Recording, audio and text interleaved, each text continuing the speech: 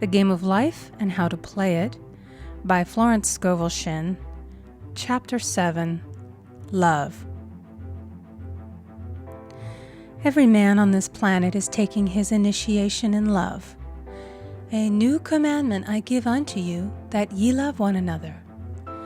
Ouspensky states in Tertium Organum that love is a cosmic phenomenon and opens to man the fourth dimensional world, the world of the wondrous.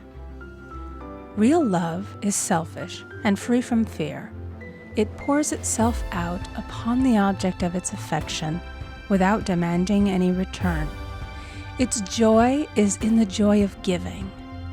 Love is God in manifestation and the strongest magnetic force in the universe. Pure, unselfish love draws to itself its own. It does not need to seek or demand. Scarcely anyone has the faintest conception of real love. Man is selfish, tyrannical, or fearful in his affections, thereby losing the things he loves. Jealousy is the worst enemy of love, for the imagination runs riot, seeing the loved one attracted to another, and invariably these fears objectify if they are not neutralized. For example, a woman came to me in deep distress. The man she loved had left her for another woman and said he never intended to marry her. She was torn with jealousy and resentment and said she hoped he would suffer as he had made her suffer, and added, "How could he leave me when I loved him so much?" I replied, "You are not loving that man, you are hating him," and added, "You can never receive what you have never given. Give a perfect love, and you will receive a perfect love. Perfect yourself on this man. Give him a perfect, unselfish love, demanding nothing in return.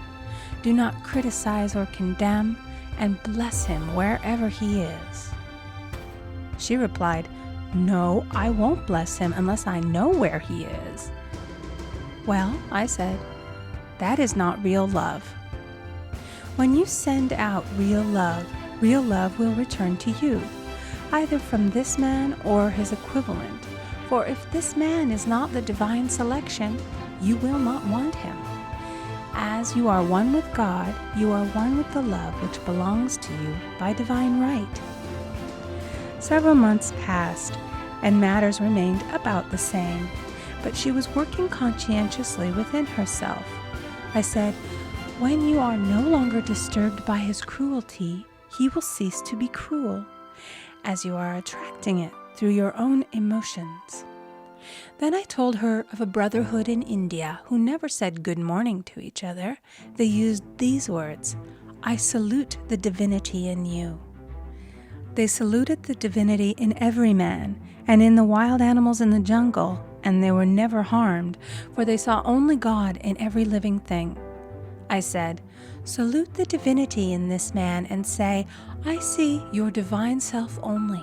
I see you as God sees you, perfect, made in his image and likeness." She found she was becoming more poised and gradually losing her resentment. He was a captain, and she always called him the Cap. One day she said suddenly, "God bless the Cap wherever he is." I replied, "Now that is real love. And when you have become a complete circle and are no longer disturbed by the situation, you will have his love or attract its equivalent." I was moving at this time and did not have a telephone, so was out of touch with her for a few weeks, when one morning I received a letter saying, "We are married." At the earliest opportunity, I paid her a call. My first words were, "What happened?" "Oh," she exclaimed, "a miracle. One day I woke up and all suffering had ceased. I saw him that evening and he asked me to marry him. We were married in about a week, and I have never seen a more devoted man." There is an old saying, "No man is your enemy, no man is your friend. Every man is your teacher, So one should become impersonal and learn what each man has to teach him, and soon he would learn his lessons and be free. The woman's lover was teaching her selfish love, which every man sooner or later must learn. Suffering is not necessary for man's development. It is the result of violation of spiritual law, but few people seem able to rouse themselves from their soul sleep without it. When people are happy, they usually become selfish, and automatically the law of karma is set in action. Man often suffers loss through lack of appreciation. I knew a woman who had a very nice husband, but she said often, "I don't care anything about being married, but that is nothing against my husband. I'm simply not interested in married life." She had other interests and scarcely remembered she had a husband. She only thought of him when she saw him. One day her husband told her he was in love with another woman and left. She came to me in distress and resentment. I replied, "It is exactly what you spoke the word for. You said you didn't care anything about being married, so the subconscious worked to get you unmarried." She said, "Oh yes, I see. People get what they want and then feel very much hurt." She soon became in perfect harmony with the situation and knew they were both much happier apart. When a woman becomes indifferent or critical and ceases to be an inspiration to her husband, he misses the stimulus of their early relationship and is restless and unhappy. A man came to me dejected, miserable, and poor. His wife was interested in the science of numbers and had had him read. It seems the report was not very favorable, for he said, "My wife says I'll never amount to anything because I am a 2. I replied, "I don't care what your number is. You are a perfect idea in divine mind, and we will demand the success and prosperity which are already planned for you by that infinite intelligence." Within a few weeks, he had a very fine position, and a year or 2 later, he achieved a brilliant success as a writer. No man is a success in business unless he loves his work. The picture the artist paints for love of his art is his greatest work. The potboiler is always something to live down. No man can attract money if he despises it. Many people are kept in poverty by saying, "Money means nothing to me. I have a contempt for people who have it." This is the reason so many artists are poor. Their contempt for money separates them from it. I remember hearing one artist say of another, "He's no good as an artist, but he has money in the bank." This attitude of mind, of course, separates man from his supply. He must be in harmony with a thing in order to attract it. Money is God in manifestation, as freedom from want and limitation. But it must be always kept in circulation and put to right uses. Hoarding and saving react with grim vengeance. This does not mean that man should not have houses and lots, stocks and bonds, for "the barns of the righteous man shall be full." It means that man should not hoard even the principal if an occasion arises when money is necessary. In letting it go out fearlessly and cheerfully, he opens the way for more to come in, for God is man's unfailing and unexhaustible supply. This is the spiritual attitude towards money, and the great bank of the universal never fails. We see an example of hoarding in the film production of Greed. The woman won $5,000 in a lottery, but would not spend it. She hoarded and saved, let her husband suffer and starve, and eventually she scrubbed floors for a living. She loved the money itself and put it above everything, and one night she was murdered and the money taken from her. This is an example of where love of money is the root of all evil. Money in itself is good and beneficial, but used for destructive purposes, hoarded and saved, or considered more important than love, brings disease and disaster and the loss of the money itself. Follow the path of love. and all things are added. For God is love, and God is supply. Follow the path of selfishness and greed, and the supply vanishes, or man is separated from it. For example, I knew the case of a very rich woman who hoarded her income. She rarely gave anything away, but bought and bought and bought things for herself.